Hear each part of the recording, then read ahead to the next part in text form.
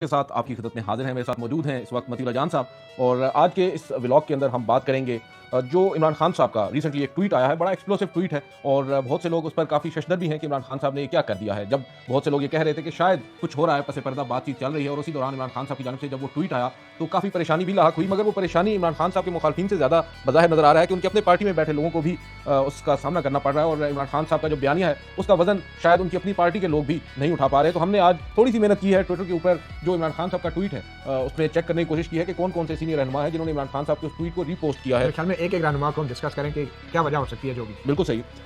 सबसे पहले तो अली अमीन गंडापुर साहब हैं, वज़ीर आला खैबर पख्तूनख्वा, उन्होंने रीपोस्ट किया है इमरान खान साहब के उस बयान को जो इमरान खान साहब ने किया था। मैं समझता हूँ कि बड़ी बात है, वो चीफ मिनिस्टर हैं खैबर पख्तूनख्वा के और इसके बावजूद भी उन्होंने एक बोल्ड स्टैंड लिया है और इमरान खान ने नाम लेकर फील्ड मार्शल साहब को मुखातिब होकर ये ट्वीट की थी और चीफ मिनिस्टर अली अमीन गंडापुर ने उसको रीट्वीट किया है। दूसरा नाम आप बैरिस्टर गौहर साहब का नाम है सर और चेयरमैन है पाकिस्तान तहरीक इंसाफ के और वो इस पोस्ट को रीपोस्ट नहीं कर सके, शायद उनकी नज़र से नहीं गुजरी होगी।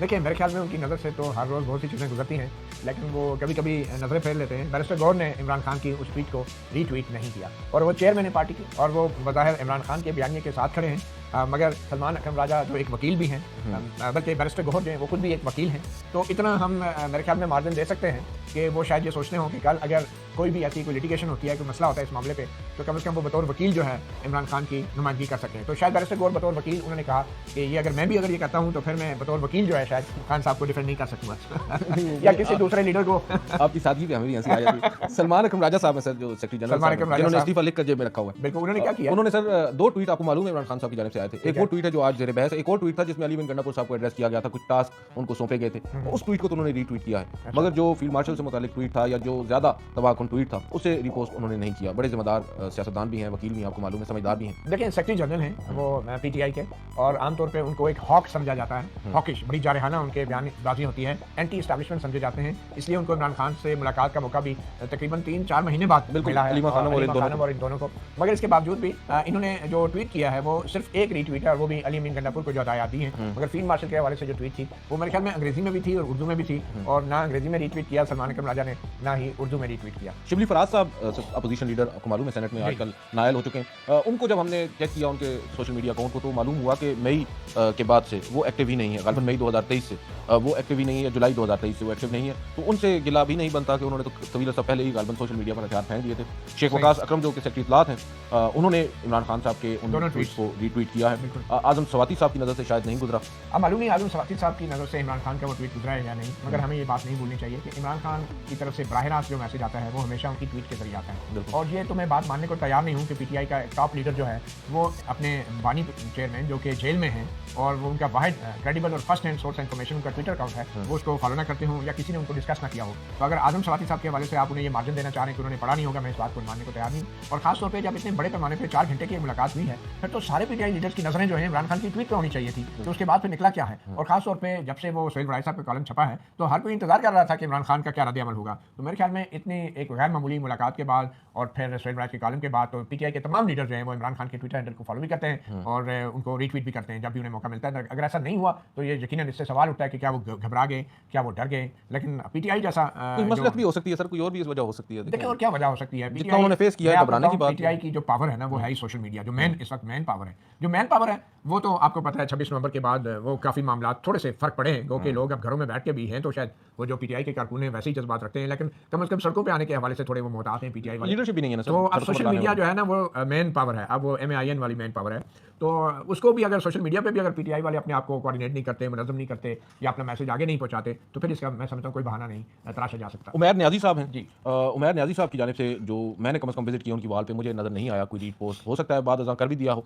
लेकिन जब तक मैंने देखा है मुझे उनका रीपोस्ट नज़र नहीं आया। और इसी तरह रऊफ़ हसन साहब हैं, रऊफ़ हसन साहब जो है इस्लामाबाद के वो पीटीआई के पॉलिसी थिंक टैंक है उसको वो हेड करते हैं और सोशल मीडिया एक बहुत बड़ी पावर है और थिंक टैंक के लिए इसकी अपनी एक अहमियत है, सोशल मीडिया के किसी भी पार्टी के थिंक टैंक के लिए मेरे ख्याल में उसको भी रऊफ़ हसन साहब को भी रीट्वीट करना चाहिए, क्योंकि देखें अगर बड़ी तादाद में जो बड़े लीडर हैं पीटीआई के, जो बड़े नाम हैं, अगर वो अपने चेयरमैन का मैसेज रीट्वीट नहीं करते तो फिर जो दूसरे कारकुन हैं वो इससे मैसेज उन्हें मिलेगा कि हमारे जो बैरिस्टर गौहर जो चेयरमैन है पार्टी के वो अगर इमरान खान के मैसेज को रीट्वीट नहीं कर रहे तो फिर कारकुनों में क्या मैसेज आएगा। इसलिए तो मैं कहता हूँ ना या तो वकालत कर लें या सियासत कर लें, ये पार्ट टाइम वकालत और पार्ट टाइम सियासत जो है ये मुनासिब बात नहीं है। लेकिन ये पैमाना भी तो सर नहीं हो सकता ना पार्टी के अंदर, अगर एक पार्टी का सरबराह है, बानी भी है, उसकी एक राय है किसी एक शख्स से मुतालिक और मैं हूँ, आप हैं या कोई और तीसरा शख्स है उस पार्टी के अंदर, उसकी राय उस एक मुद्दे के ऊपर से, एक इशू के ऊपर मुख्तलिफ है, तो जब पार्टी का सरबराह एक पोस्ट करता है, अपनी राय का बेसिकली वो इजहार करता है, तो लाजिम तो नहीं है कि अगर मैं उससे इत्तेफाक नहीं करता तो मैं उसे रिपोस्ट कर दूं। देखिए ये बहुत अच्छी आपने बात की है। जो एक्स पोस्ट जिसको हम कहते हैं, फॉर्मली ट्विटर था ये अकाउंट, तो हमें जब से ट्विटर जब सामने आया था, जब से हमने इसकी मेंबरशिप ली थी,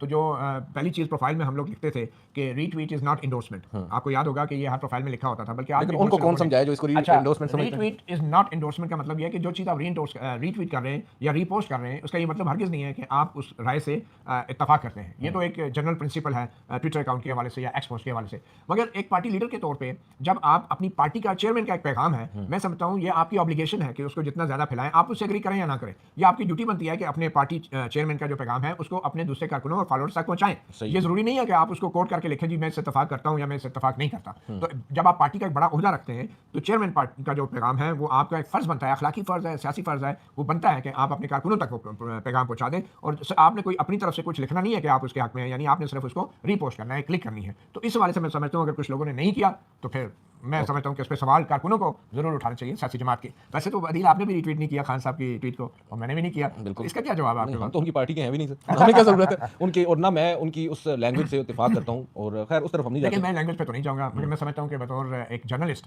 हम किसी सियासी जमात के पैगाम को रीट्वीट नहीं करना चाहिए, किसी पॉलिटिकल पार्टी के प्रोपेगेंडे का हिस्सा नहीं बनना चाहिए। और पर्सनली मैं अपने तौर पे तो ये कहूँगा कि मैंने आज तक किसी पार्टी की ट्वीट को जो है रीट्वीट नहीं किया। अगर उस पर कोई कमेंट किया हो वो भी बहुत रेयर है, लेकिन उसको मनोअन उसका रीपोस्ट नहीं किया। इवन वो हैशटैग्स जो है ना उनको भी हमें नहीं करना चाहिए। और हैशटैग तो मैं ट्वीट्स में यूज़ नहीं करता एनीवे, और जो बात करनी होती है अपनी करते हैं। हो सकता है वो कभी एक पार्टी को पसंद हो, कभी दूसरी को, लेकिन मैंने किसी पार्टी के ट्वीट्स या पार्टी लीडर्स की जो पॉलिटिशियंस की ट्वीट्स को रीट्वीट नहीं किया। आजकल कमेंट कर सकते हैं, कोट कर सकते हैं, कभी भी मैंने उसको मनोअन ऐसे आगे फॉरवर्ड नहीं किया। एज अ जर्नलिस्ट मैं समझता हूँ हमें ये चीज़ इसको अवॉइड करना चाहिए। हाँ, अगर कोई बहुत अच्छी बात कोई पॉलिटिशियन कहता है तो आप यकीनन उसको शेयर कर सकते हैं, बट ये बहुत रेयर होता है, और उसमें भी आप सिर्फ कोट करके अपने राय जरूर उसमें अपनी राय का इजहार कर सकते तो हैं। मगर पार्टी लीडर्स की ड्यूटी, जैसे मैंने कहा, ये डिफरेंट है, और कारकुनों के लिए एक डिफरेंट मैसेज आता है कि अगर आप जो है उन अपने पार्टी लीडर की ट्वीट को रीट्वीट नहीं करते। अच्छा, इसमें बहुत से ऐसे भी एमएनएस हैं और लीडरान हैं जिनके बारे में जो है वैसे ही डाउट रहा है, मगर एनीवे अली जफर साहब हैं, बड़े सीनियर वकील हैं, कानूनदान हैं। अच्छा ठीक है, उन्होंने मेरे कमेंट से कोई ताल्लुक नहीं, जो अभी मैंने कहा, मतलब ये मैं आगे जाके वो लोग आएंगे। वे हमारे बड़े अच्छे दोस्त हैं। हाँ। उन्होंने रिपोस्ट नहीं किया उन्होंने पार्टी, मेरे ख्याल में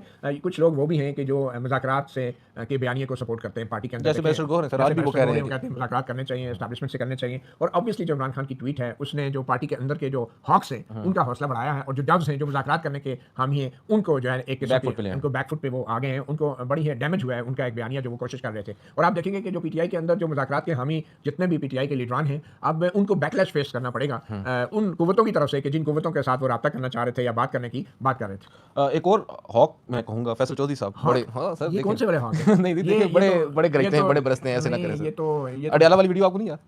अच्छा वो अच्छा जो थानेदारों के हवाले से हॉक है, बिल्कुल सही है। लेकिन आपके बड़े अच्छे दोस्त हैं। लेकिन एस्टैब्लिशमेंट जो है ना वो पुलिस की वर्दी नहीं पहनती, तो मैं, और ना ही वो इस तरह की लैंग्वेज बर्दाश्त करती है। तो मैं सिर्फ यही कहूंगा कि फैसल चौधरी साहब ने वही बात की, वो जो है वो भी एस्टैब्लिशमेंट से लड़ाई नहीं चाहते। ट्वीट देखा ना हो, ये भी तो और फैसल चौधरी साहब के अलावा मेरे ख्याल में फवाद चौधरी साहब ने भी बिल्कुल नहीं किया। अभी हाल ही में ताज़ा तो उनको रिहाई मिली है, इक्विटल मिला है, बरियत मिली है, दो मुख्तलिफ मुकदमात में, तो वो क्यों रीट्वीट करेंगे? मगर फिर भी आप देखिए ये वो लोग हैं जब भी इनसे बात करें वो कहेंगे हम पीटीआई से हमें निकाल दिया लेकिन हम नहीं निकले, हम अभी भी खान के साथ हैं। यार खान के साथ हैं तो कम से कम उनका पैगाम आप कारकुनों तक तो पहुंचा दो, आप उसे रीट्वीट तो कर दो। रीट्वीट तो अपने अल्फाज में पहुंचा देंगे ना सर, खान के अल्फाज में पहुंचाना लाजमी।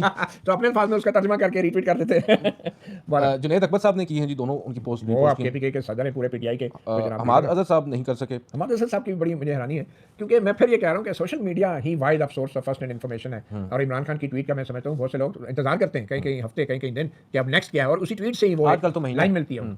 उमर अयूब साहब ने बहरहाल रिपोस्ट किए हैं, ये बात है ना, पॉलिटिशियंस फिर जरताज गुल साहिबा नहीं कर सकी। अच्छा। लेकिन उन्होंने जो अली अमीन गंडापुर से मुतालिक ट्वीट था वो रिपोस्ट जरूर किया है। जरताज गुल ने जो असल फील्ड मार्शल साहब के वाले से था वो जरताज गुल ने नहीं किया। शायद वो इत्तेफाक न करती हूँ इमरान खान साहब। मैं भी, लेकिन फिर भी मैं कहूँगा बात वही है कि अपने चेयरमैन का पैगाम आगे पहुंचाना जो है कारकुनों तक जरूरी है, चाहे वो इत्तेफाक करते ना हो। और ये पीटीआई के लीडर को नहीं भूलना चाहिए कि उनके जितने भी फॉलोअर्स हैं या सब्सक्राइबर्स हैं ये उनकी अपनी वजह से कम है और उनके चेयरमैन की वजह से ज्यादा है। ये तो एक फैक्ट है।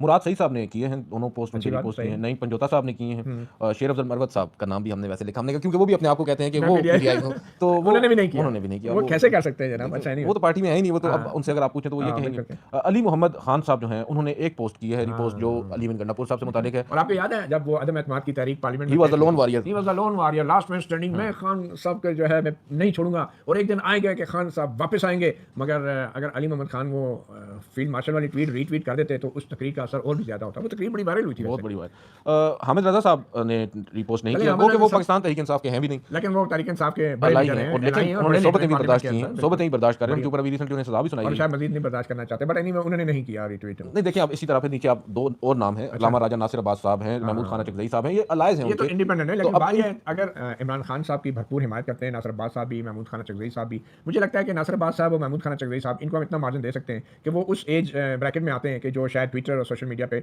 मगर मेरा ख्याल है कि बड़े लीडरों ने खुद ज़ाती तौर पे तो कोई टाइपिंग करनी नहीं होती, इनका कोई ना कोई मॉनिटर कर क्योंकि रहा होता एक्टिव है। हैं, इनके ट्विटर अकाउंट्स मैंने देखे हैं एक्टिव तीनों हैं, हज़रात तो के। फिर इन्होंने अगर नहीं किया तो मुझे लगता है कि इसका मतलब कुछ ना कुछ तो ज़रूर निकाला जाएगा, और खासतौर पर तहरीक तहफ़्फ़ुज़ आइन पाकिस्तान जो है, या तो इमरान खान की जो ट्वीट है वो तहरीक तहफ़्फ़ुज़ आइन पाकिस्तान के मंशूर के बरखिलाफ है, अगर नहीं है तो फिर इमरान खान की ट्वीट को नज़रअंदाज करना महमूद खान चकज़ई और राजा नासिर अब्बास के लिए मैं समझता हूँ ये बड़ा मुश्किल काम है। आलिया हमजा साहिबा ने की है रिपोस्ट, जी, और सही। मलिक आमिर डोगर साहब नहीं कर सके। वो मेरे ख्याल में कहीं अंडरग्राउंड होंगे, कहीं तो उनको एक मौका नहीं मिला ये होगा। हैं सनम जावेद लाहौर से, उन्होंने भी की है, उन्होंने ठीक भी की है। हैं। तो अब जिन्होंने और भी हैं कुछ लोग असद कैसर साहब हैं जिन्होंने रिपोस्ट की हैं, शानदाना गुलजार साहिबा हैं, बिल्कुल उन्होंने आतिफ खान साहब हैं, शरियार अफरीदी साहब वो जो अल्लाह को नादर जानकर, जिन्होंने अल्लाह को जान देनी थी, वो राना सनाउल्लाह के खिलाफ हेरोइन का केस बनाने वाले, जी जी, तो वो नहीं कर वो सके इमरान रिपोस्ट। खान की ट्वीट जो है वो रीट्वीट नहीं कर सके। और आपको याद है इमरान खान साहब जब एक तकरीर कर रहे थे तो उनके कान में उन्होंने ऊंची सी आवाज़ से कहा था, जो माइक में भी सुना गया था, कि जरा इस्लामिक टच देना खान साहब, इस्लामिक टच। तो मेरे ख्याल में वो वो इस्लामिक टच जो है ना, अभी वक्त था कि एक टच करके वो रीपोस्ट भी अगर कर देते हैं, इस्लामी असूलों पर शायद ये ट्वीट पूरा ना उतरता। हाँ, ये भी हो सकता है। तो बहरहाल जी, ओवरऑल अगर आप इसको देखें आदिल सरफराज साहब, तो मैं फिर भी ये समझता हूँ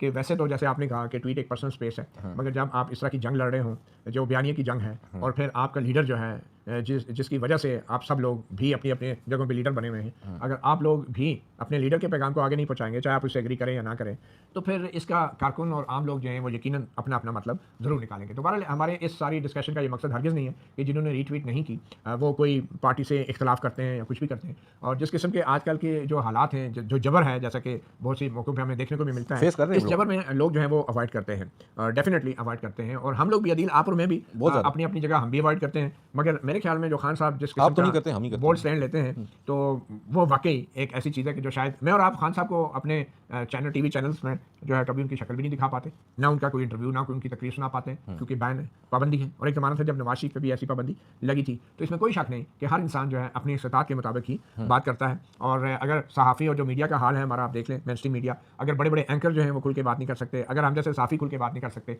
तो हमें सिर्फ इन सियासतदानों को जिन्होंने अपने चेयरमैन की ट्वीट रीट्वीट नहीं की, सिर्फ उनको ब्लेम करना भी मेरे ख्याल में ज़्यादती होगी। मगर अपने गिरबान में भी हमें झांकना होगा, हमारी अपनी कम्युनिटी में भी देखना होगा। और मेरे ख्याल में न सिर्फ ये कि अपने गिरबान में झांकना चाहिए, हर एक को अपने अपने गिरबान में भी झांकना चाहिए, जिसमें सियासतदान भी शामिल हैं, जजेस भी शामिल हैं, वकील भी शामिल हैं, मीडिया भी शामिल है, सिविल सोसाइटी भी शामिल है। तो इससे ज़्यादा तो मेरे ख्याल में इसका कोई मतलब नहीं लेना चाहिए। अगर किसी ने रीट्वीट नहीं की तो इस मामले को डिस्कस करना भी बहुत ज़रूरी था, और मेरे ख्याल में PTI जो है या तमाम सियासी जमातें जो हैं वो ज़रूर इस हवाले से कोई ना कोई उनकी पॉलिसी होगी कि अगर पार्टी लीडर का अगर एक ट्वीट आता है तो हो सकता है हंगामी इजलास बैरिस्टर गौहर साहब बुलवा लें, क्योंकि वो चेयरमैन भी हैं, और पूछें मेरे अलावा किस किसने नहीं किया रिपोर्ट। बिल्कुल। बहरहाल देखते हैं, मेरे ख्याल है इस वीडियो को कंक्लूड करते हैं। बहुत शुक्रिया आदिल, आपका भी बहुत बहुत शुक्रिया। नाज़रीन, आपसे अब कल मुलाकात करेंगे, इजाज़त दीजिए, अल्लाह हाफ़िज़।